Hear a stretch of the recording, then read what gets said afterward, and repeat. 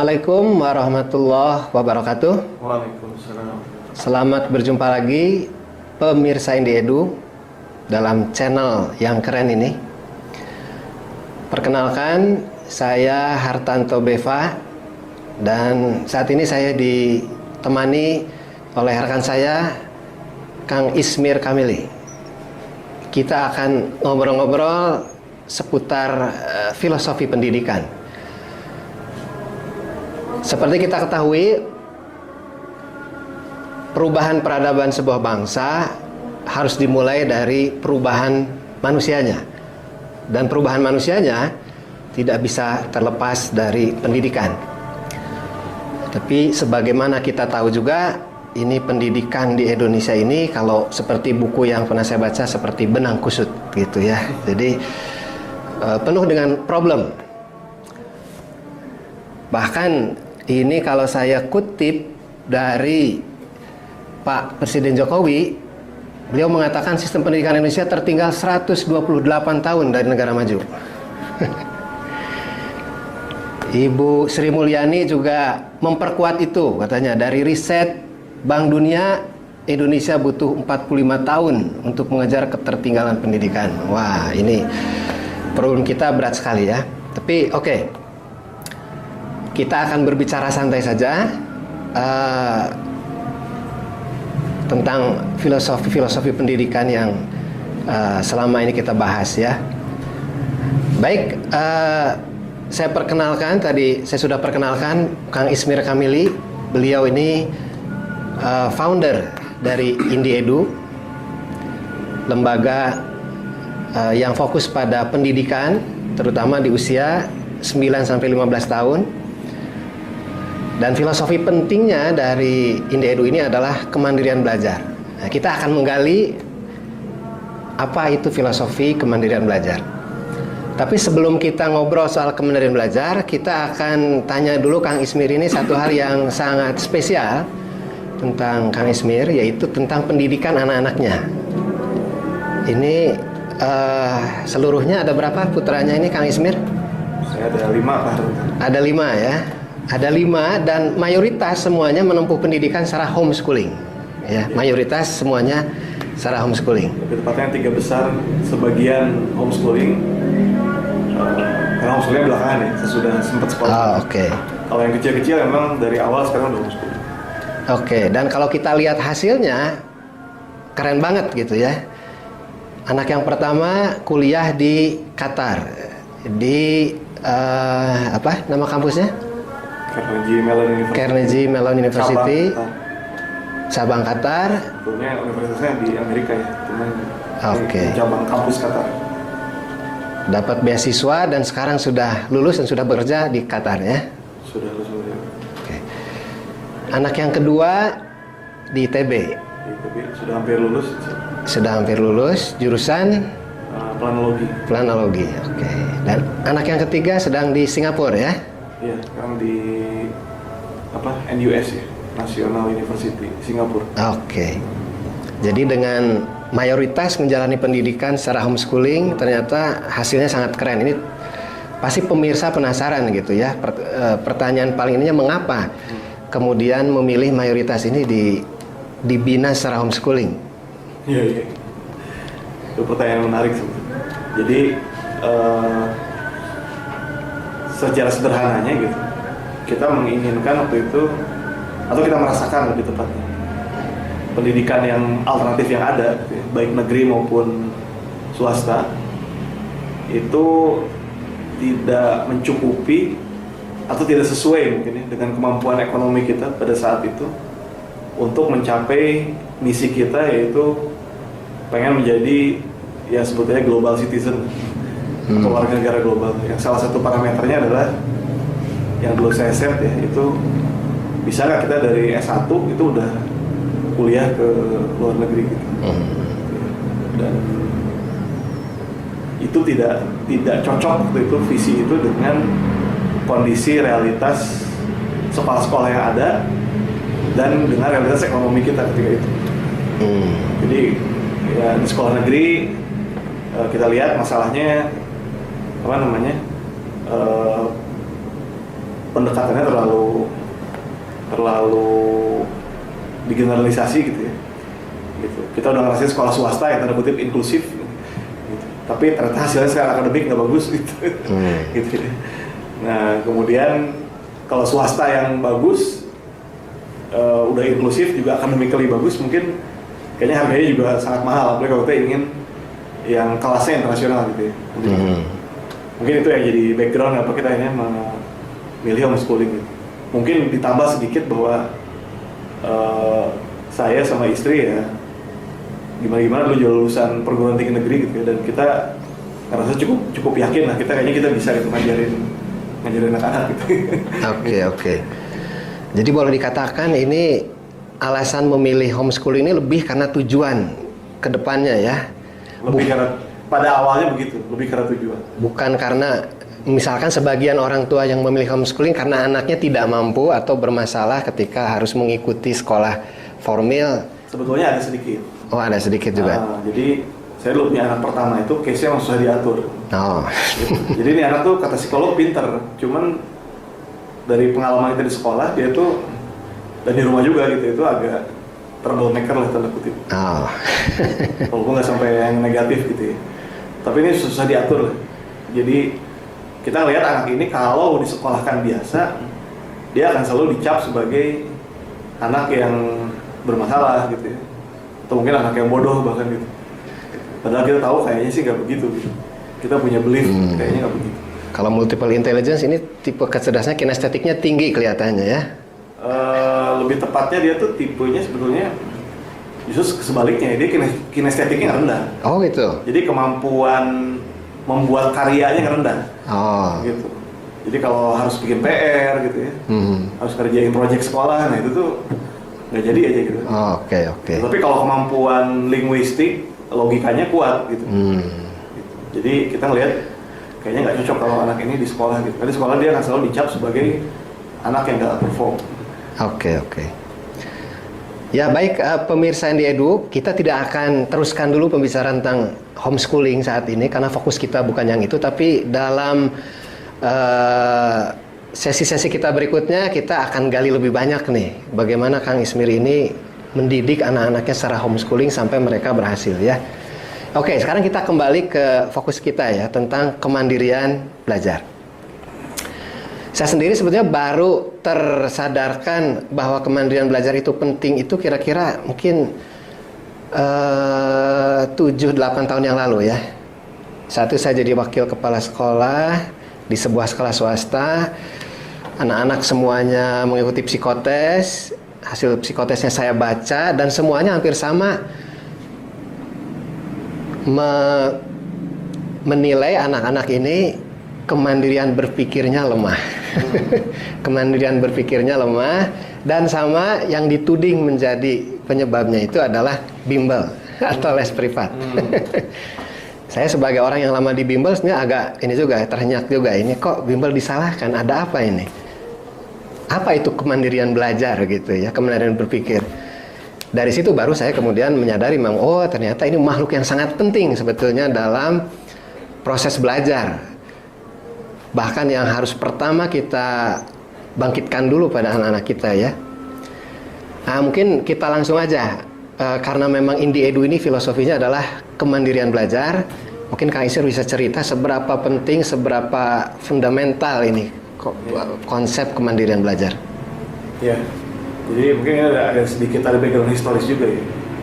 Pendidikan di Indonesia itu kan sebetulnya pendidikan modern lah sebut aja, itu kan sebetulnya cikal bakal dari politik etis di zaman pemerintahan Belanda. Oh iya. Belanda masih berkuasa di Indonesia. Dan memang politik etis ini perspektifnya gitu itu adalah gimana mendapatkan tenaga kerja murah gitu. Berapa orang capable, harga murah. Dan tentunya tidak macam-macam karena dalam kondisi kita penjajahan Belanda gitu. Iya. Gitu. Nah sehingga memang kadang-kadang unsur memanusiakan manusia dalam pendidikan kita itu agak lemah ya. Gitu. Karena background sistemnya aja seperti itu. Politik etis yang sebetulnya berkiblat pada kepentingan modal gitu sebut aja begitu. Jadi pendidikan itu semacam mesin untuk mencetak tenaga kerja ya?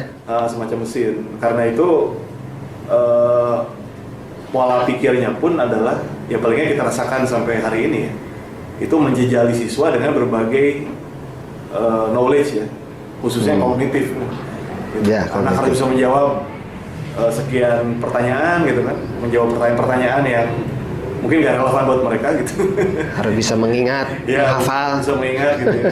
Tahun-tahun, tanggal-tanggal gitu kan gitu. Orang-orang bisa mengingat bisa mengingat teori-teori atau jawaban-jawaban yang sudah precast gitu, sudah dicetak sejak awal gitu ya. Gitu. Kita mungkin menyaksikan nggak sedikit kejadian di mana seorang guru menyalahkan jawaban muridnya karena caranya berbeda. Itu dalam matematika gitu ya. Apalagi kalau ilmu sosial gitu. Guru kita siap nggak gitu ya, misalnya di buku paket jawabannya menurut versi ilmuwan sosial A gitu.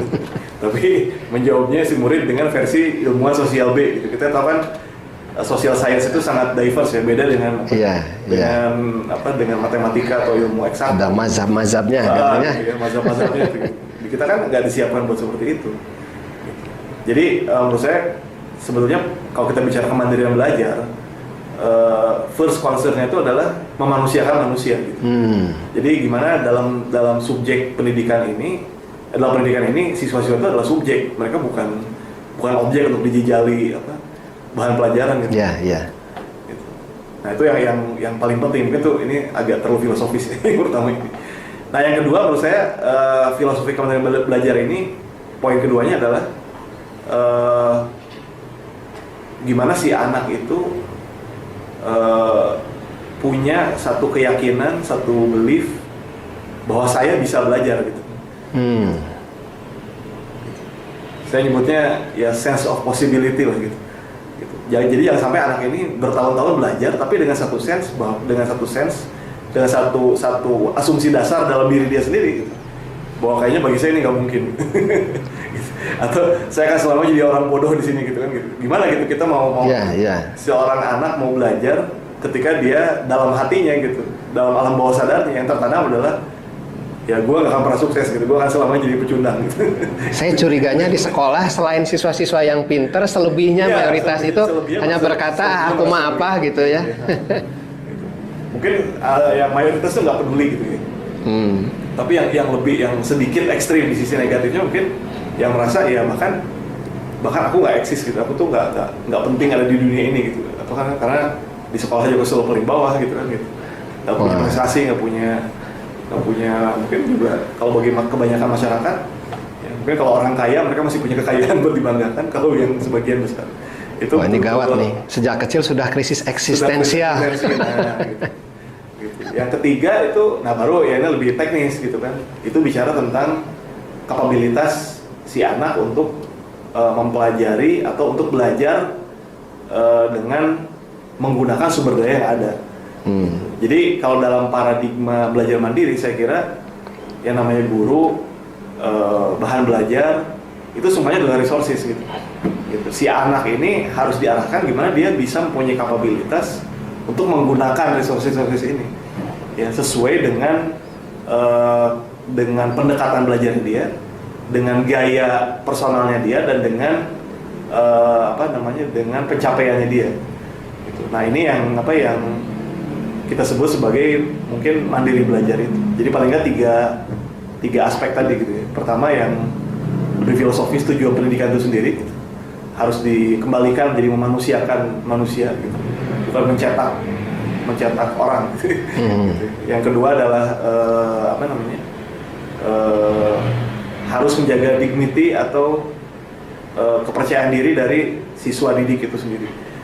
Jadi jangan sampai siswa ini seumur-umur belajar dengan tanpa dignity atau tanpa kepercayaan diri.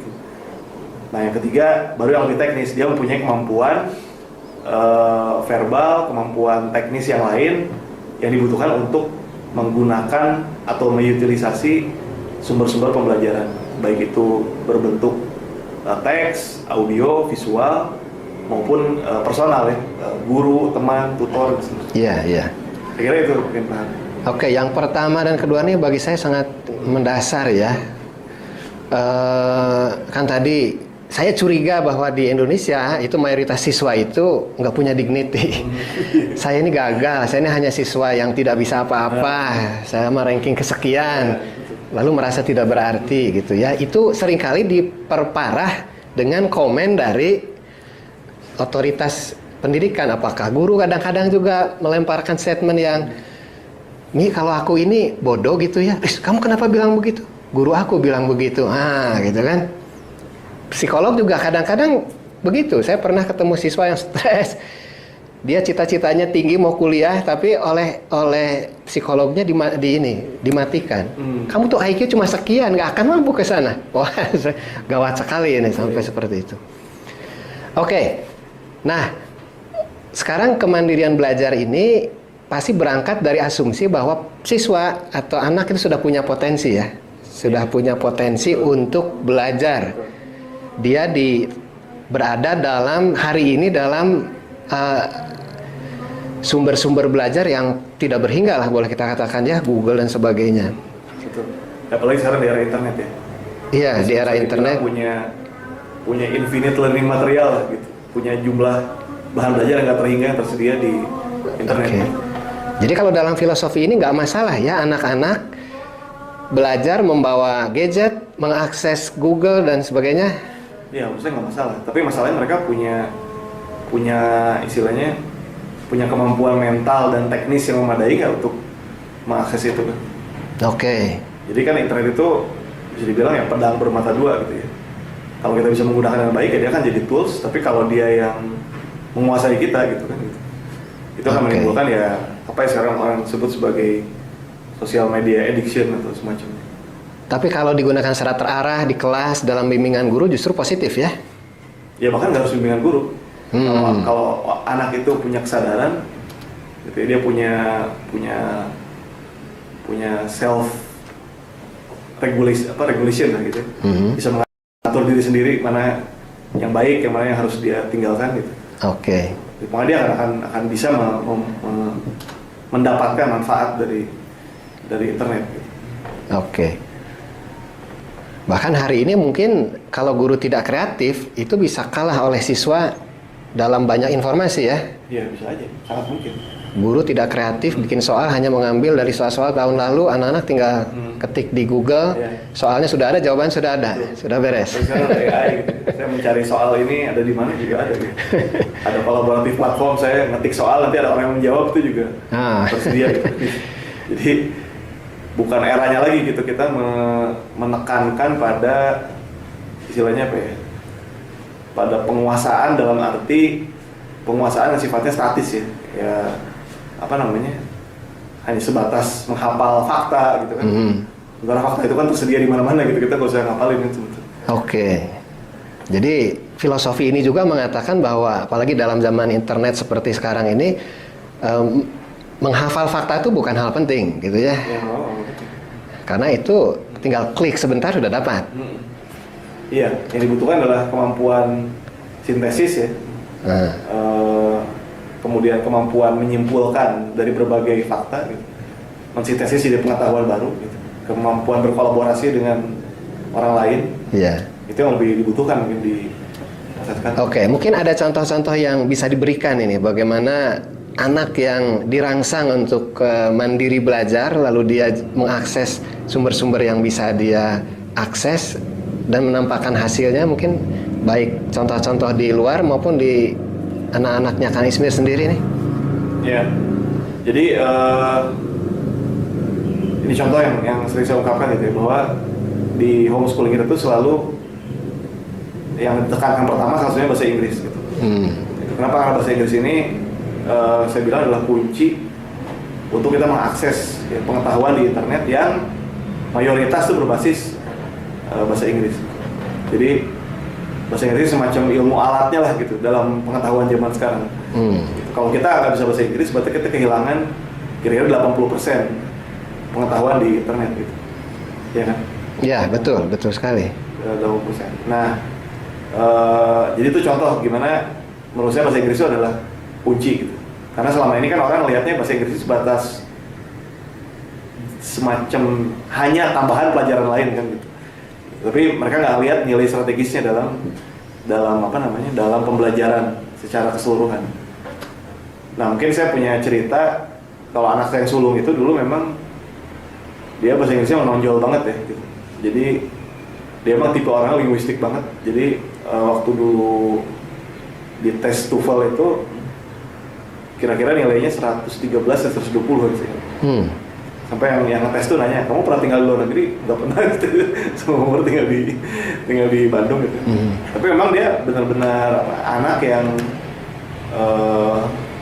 ya tadi ya. Jadi emang ini extraordinary di bidang bahasa gitu. Jadi dia emang kita ajarin bahasa Inggris di awal, tapi juga dia akhirnya banyak baca buku bahasa Inggris secara autodidak ya, apalagi dengan adanya internet. Gitu. Dia juga baca atau terlibat di forum-forum yang berbahasa Inggris gitu.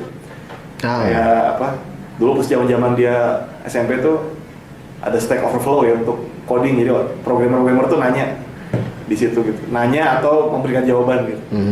Nah dulu anak saya bisa coding sedikit, tapi menurut saya yang kelebihannya bukan di skill codingnya sih, tapi di kemampuan dia berdiskusi dengan orang gitu di platformnya. Jadi eagerness dia ke konsistenan dia untuk berdiskusi dengan orang lain dalam bahasa Inggris itu menurut saya jadi kelebihan buat yang bersangkutan. Kan di forum-forum berita juga gitu, dulu website berita belum nutup komen ya, tapi cuma sekarang kalau banyak troll tutup. Tapi zaman dulu tuh diskusi di beberapa portal berita tuh cukup intens ya. Jadi ada berita dikomentarin, dan itu kan bahasa Inggris gitu. Dia udah bisa sampai terlibat di situ. Tapi dari kemampuan bahasa Inggris itu akhirnya menurut saya emang dia jadi bisa kemana-mana gitu ya. Termasuk dulu juga dapat informasi bahwa ada beasiswa ada peluang daftar ke Qatar segala macam, itu juga dulu semuanya berbasis dari pergaulan dia di dunia berbasis bahasa Inggris. Oke.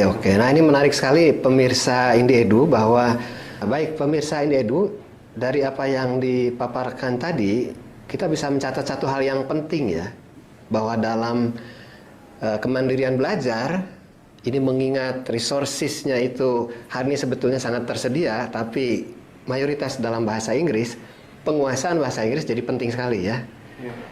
Baik untuk mengakses resources atau tadi berdiskusi dengan berbagai sumber di seluruh dunia ya. Kita bisa anggap yang sumber-sumber itu kan resources juga. Iya.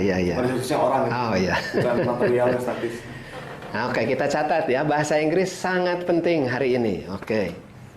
Oke, Kang Ismir, terakhir ini ya, karena kita nanti banyak hal lain yang masih akan kita diskusikan dalam podcast kita yang berikutnya.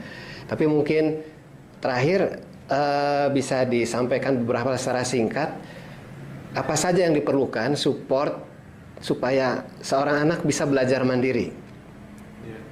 Apakah dengan menggunakan bahan-bahan yang ada sekarang sudah cukup, atau perlu di-create bahan-bahan yang lebih suportif? Saya kira memang untuk bisa anak itu belajar mandiri ada beberapa poin ya yang harus dipersiapkan. Yang pertama itu, kalau menurut saya justru situasi ini di luar masalah teknis dulu ya. Itu adalah situasi ya sebetulnya emosional dan spiritual lah gitu. Jadi memang anak-anak itu perlu dalam kondisi bahwa mereka itu tidak bermasalah ya secara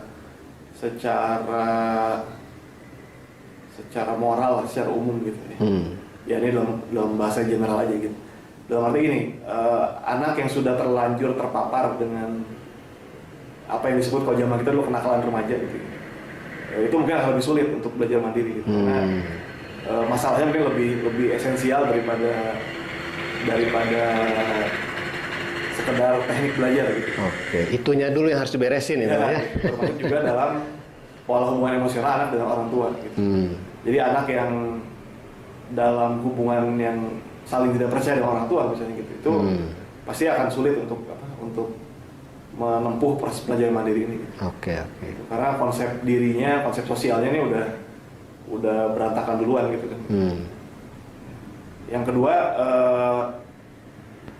yang tool dasar dari belajar mandiri ini sebetulnya adalah juga aspek motivasi dan apa ya istilahnya, motivasi dan pengetahuan sebenarnya tentang jalur belajar atau sekolah ini seperti apa gitu. Artinya penting untuk anak itu mengetahui bahwa saya itu nanti bisa lo kuliah di sini gitu, di A, B, C gitu. Atau kalau dia misalnya mau mengambil keputusan, saya mau ngambil kejuruan misalnya gitu, atau misalnya sekolah kedinasan, dia sendiri sudah punya gambaran tentang itu. Jadi tujuan ya, jangka panjangnya bukan tujuan yang filosofis ya, lebih teknis lah. Lebih teknis. Jadi dia mengetahui bahwa setelah lulus SMA ini saya bisa kemana gitu. Kalau saya ngambil jurusan ini kerja bisa di mana gitu. Minat dan bakatnya sesuai atau enggak gitu. Jadi ini mungkin pengetahuan tentang ekosistem pendidikan dan tentang diri dia sendiri. Jadi ini sangat penting karena banyak anak yang tidak punya bayangan masa depan, mereka nggak kebayang. Banyak sekali. Ya besok gimana nanti aja gitu kan. Gitu. Ini akan sulit untuk belajar karena belajar mandiri itu perlu motivasi. Perlu motivasi. Jadi motivasi yang lemah, nggak tahu mau ngapain, nah ini juga akan sulit untuk masuk ke belajar mandiri. Jadi kalau hanya belajar matematika hanya untuk matematika itu tidak cukup membangun motivasi ya. Ya, jadi harus ada mengetahui kenapa saya harus menempuh proses ini. Baik dalam skala makro maupun skala mikro ya. Kalau skala mikro ya mungkin yang masih jarang di sistem pendidikan kita itu adalah pertanyaan tentang why gitu ya. Mengapa saya harus belajar sesuatu kan gitu. Padahal itu hak anak-anak ya. Kita misalnya dulu belajar matematika bilangan kompleks gitu ya. Akar min 1. Pertanyaan itu ngapain nyari akar min 1 gitu. Kita baru tahu bahwa ternyata bilangan kompleks itu sangat dibutuhkan dalam banyak hal, itu berapa tahun ke depan. Padahal justru harusnya kita tahu bahwa itu tuh dibutuhkan yaitu di awal gitu ya, supaya juga ada motivasi kan untuk Nah tapi balik lagi, ini kelemahannya menurut saya juga di filosofi sistem pendidikan. Gitu. Ketika filosofi sistem pendidikannya adalah pabrik gitu ya, menghasilkan orang gitu, itu maka ya tidak ada motivasi di situ gitu. Nggak ada unsur motivasi di situ. Pertama ada motivasi, yang penting kau bisa jawab soal sesuai dengan spesifikasi. Selalu jawabannya kan ujungnya ke sana muaranya. Nggak ada aspek pengembangan diri, nggak ada aspek apapun gitu. Tahu gitu aja. Gimana bisa menjawab soal dengan baik? Itu kan filosofis ya dari sistem pendidikan. Nah jadi itu yang kedua tadi ya. Nah yang ketiga baru kita bicara basic skills yang dibutuhkan. Nah kalau basic skills ini kan pertama mungkin kalau saya baru tahu belakangan gitu ya, sebetulnya memang ini apa yang disebut kalau di barat itu namanya liberal arts gitu. Jadi ilmu-ilmu dasar yang dianggap jadi pondasi untuk pembelajaran hal yang lain. Ya misalnya yang masuk liberal arts ini pertama bahasa jelas. Itu bahasa dalam arti kemampuan berbahasa ya, kemampuan menggunakan bahasa sebagai alat untuk berkomunikasi. Bukan menjadi ahli bahasa ya. Bukan menjadi ahli bahasa dan bukan juga menjawab soal bahasa gitu. Ya kalau menjawab soal itu dalam kerangka membuktikan kompetensi nggak masalah, tapi kalau sekedar menjawab itu menurut saya jadi masalah kan. Itu jadi masalah. Jadi itu bahasa gitu. Dan tadi secara khusus kita bahasa Inggris kita sebutkan karena memang de facto-nya bahasa Inggris bahasa yang memberikan akses ke dunia pengetahuan ya saat ini. Ya ini sama aja kalau kayak orang di pesantren, kenapa harus bahasa Arab? Karena kitab-kitabnya kan pakai bahasa Arab. Betul. Jadi ya disebutnya ilmu alat gitu ya. Nah itu kan kalau kitab di bidang agama mungkin banyaknya bahasa Arab, tapi kalau di bidang-bidang lain banyaknya bahasa Inggris. Nah itu yang harus dipersiapkan. Nah yang kedua adalah kemampuan logika ya. Itu logika atau berpikir logis gitu. Nah, ini sebetulnya diwakili oleh pelajaran matematika gitu. Pelajaran matematika. Nah, yang jadi masalah memang adalah balik lagi matematika ini kalau diposisikan hanya sebatas menghitung gitu. Ya sekarang sebenarnya kita nggak perlu kemampuan menghitung yang rumit-rumit amat. Buat apa kita punya kemampuan menghitung yang canggih-canggih itu? Udah ada kalkulator, udah ada komputer. Sehingga memang matematika ini lebih ditekankan ke aspek logikanya sih. Ke aspek logika. Jadi kalau kalau ibaratnya kemampuan berhitung itu adalah bahan-bahan dasarnya gitu, tapi akan merakit dan mengolah ini jadi satu hasil yang maksimum, itu logika gitu. Oke. Logika. Nah, logika ini yang sayang memang di Indonesia juga masih lemah gitu ya, kita pengajaran logika itu. Nah, itu dia. Pengajaran logika itu bukan ada bab logika di matematika, tapi memang sepanjang belajar itu logika dipakai. Jadi matematik ini penekanannya bukan pada keterampilan berhitung, Bukan. tapi pada membangun logika, berpikir rasional ya. Rasional. Nah, yang ketiga itu apa namanya? Sebenarnya kalau liberal arts itu di situ ada seni juga gitu. Ya, ini aspek emosional juga di kita kan ya nggak dapat banyak perhatian ya. Iya, iya. Gitu. Jadi kalau khususnya diwakili seni, mungkin ini sesuatu yang juga penting gitu. Balik lagi, tapi seni itu juga sebetulnya bukan menghakimi ini seni yang benar, ini seni yang salah gitu. Seni itu kan, apalagi seni itu nggak bisa dihakimi gitu. Seni itu justru goalnya adalah gimana seseorang itu bisa mengekspresikan dirinya kan. Nah, itu juga kayaknya juga kebalik-balik di kita gitu. Seni dibikin kognitif gitu kan gitu. Semua kalau udah masuk sekolah jadi kognitif. Semua jadi kognitif gitu. Padahal seni itu bukan kognitif. Olahraga juga jadi Ya. Bagaimana cara menendang yang betul. Ya. Gitu ya. Berapa ukuran lapangan? Berapa ukuran lapangan? Ukuran lapangan ukuran kolam renang. Gitu. Nggak bisa berenang nggak apa-apa, yang penting tahu ukuran kolam renang. Tahu jurus-jurus A, B, C, tahu. Oke. Itu mungkin urusan seni dan fisik itu. Saya nggak tahu ya, saya kan bukan orang yang ahli di situ, tapi saya merasakan bahwa dua hal ini juga penting gitu. Kalau dalam konteks kapasitas pribadi seseorang ya. Gitu. Jadi gimana gitu kita mau nyuruh orang belajar kalau dia sendiri sakit-sakitan gitu. Fisiknya bermasalah gitu kan. Iya. Nah, yang satu lagi mungkin itu adalah aspek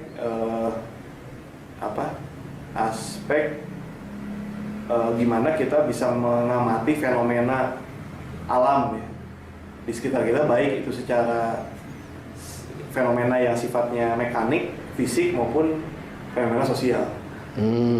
Nah, ini yang sebetulnya perlu diasah ya, logika, kemampuan ya. Kalau kita lihat di Cambridge kan salah satu kurikulumnya kan eksperimen ya. Iya. Gitu, kurikulum eksperimen. Jadi sains itu bukan buat sekedar dihitung dan dihafalkan, tapi sebetulnya goalnya adalah gimana si siswa ini mampu mengolah fakta ilmiah kan gitu. Gitu. Mampu mendesain sebuah eksperimen, mampu menggunakan semua perangkat pengetahuan yang lainnya untuk mencapai sebuah kesimpulan ilmiah. Saya kira itu mungkin yang kalau kita list. Iya. Jadi belajar mandiri itu 3 aspek ya. Tadi pertama dari spiritual emosional, kedua dari segi konsep dirinya gitu, ya, dignity-nya gitu. Yang ketiga adalah aspek teknisnya, ya, multi teknis. Oke. Literasi, logika, kemudian scientific tadi ya. Itu kemudian apa tadi itu? Ya fisik sama seni juga. Oke. Kurang lebih itu. Oke, ya sangat menarik. Jadi ternyata proses belajar itu jauh lebih luas, jauh lebih dalam ya daripada proses yang selama ini kita lihat dan kita jalani ya. Kayak tadi berpikir rasional misalkan, ini masalah kayaknya masalah banyak manusia Indonesia ini. Ya. Itu jadi buruk kalau di dunia sosial kita nggak rasional juga. Gitu. Jadi tidak rasional ini akhirnya contohnya lebih percaya kepada tahayul, Ya. dukun. Ya, kalau di kita itu masalah besar gitu, karena di kita kan kebalik-balik kadang-kadang gitu ya. Orang yang harusnya bermasalah gitu, malah jadi orang yang sukses gitu. Nah. Bahkan ada pepatah itu kan, yang saya selalu kritik itu, orang pintar kalah orang bejo gitu, sehingga orang itu merasa nggak penting jadi pintar itu. Ngapain jadi pintar tuh nanti? Gitu ya. Wah, ini kritisi bejo ya. Ya ngapain sekolah tinggi-tinggi misalnya akhirnya syarat jadi anggota DPR cuma lulusan SMA gitu. Ini misalnya gitu. Oke. Sedikit nyerempet politik, tapi itu penting. Iya. Ya baik, pemirsa Indeedu sekalian, tentunya masih banyak yang bisa kita gali nih, problem-problem pendidikan di sekitar kita dan bagaimana kita perlahan-lahan memperbaikinya ya.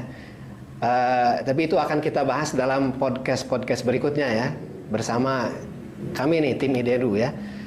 Jadi insya Allah dalam kesempatan berikutnya kita akan ngobrol lebih banyak lagi hal-hal yang lain ya, hal yang berbeda ya, yang sangat menarik karena intinya adalah apa yang terjadi sekarang ini penuh problem. Kita harus bongkar demi memperbaiki pendidikan di Indonesia, demi memperbaiki pendidikan untuk anak-anak kita, dan demi untuk kemajuan bangsa kita gitu ya. Baik, pemirsa Indonesia sekalian, sampai ketemu lagi. Assalamualaikum warahmatullahi wabarakatuh. Waalaikumsalam.